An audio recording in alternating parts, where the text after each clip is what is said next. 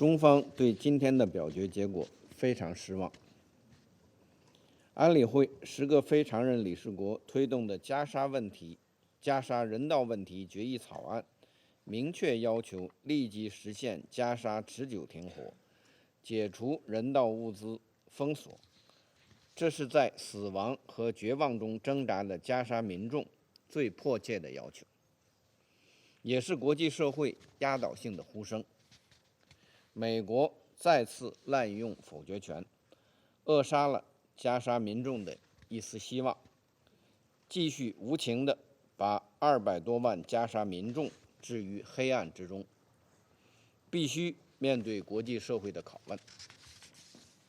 人们不禁要问：公道正义何在？过去600多天，加沙5.4万多民众被夺去生命，以色列仍在持续升级对加沙的进攻和封锁，把加沙变成了人间炼狱，每天都有新的无辜平民死于战火，大量民众处于饥荒边缘。联合国已经明确指出，美国、以色列推动的人道物资分配机制违反公正、独立和中立原则。近日，在物资分发点附近不断发生平民伤亡事件，有关机制甚至成为了死亡陷阱。残酷事实已经说明，军事手段不是出路。这场冲突早已超出了解救人质的限度。以色列必须立即停止军事行动，全面恢复物资准入。人们不禁要问：国际法治何在？冲突爆发以来，我们目睹了人道救援被武器化，学校、医院等民用设施成为袭击目标，记者和人道工作者遭到无情杀害。以色列的行为突破了国际人道法的每一道红线，严重违反安理会和联大决议以及国际法院临时措施命令。但因为一个国家的袒护，违反国际法的行为至今无法得到制止和追责。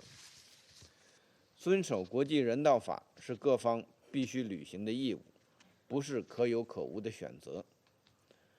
任何的双重标准和选择性适用只会侵蚀国际法治基础，必须得到坚决的抵制。人们不禁要问：安理会权威何在？安理会作为维护国际和平与安全的首要机构，一直致力于实现加沙停火，早已就停火和人道等问题达成了压倒性共识。今天的表决结果再次表明，安理会迟迟无法平息加沙战火，根本原因是美国一再执意阻挠。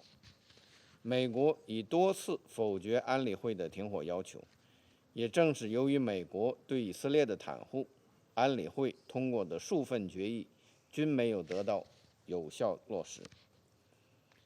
所谓安理会行动将干扰外交努力的说法完全站不住脚。只要是真正致力于和平的外交努力，安理会的行动只会提供强大助力。主席，国际社会追求公道正义，维护国际法治，捍卫安理会权威的努力不会停止。一个常任理事国的否决不能阻止实现和平的脚步。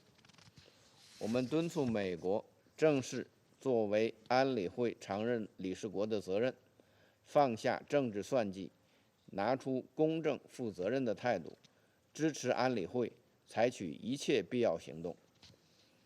中方愿同国际社会一道，为平息加沙战火、缓解人道灾难、落实两国方案，最终实现巴勒斯坦问题全面、公正、持久解决，做出不懈努力。谢谢主席。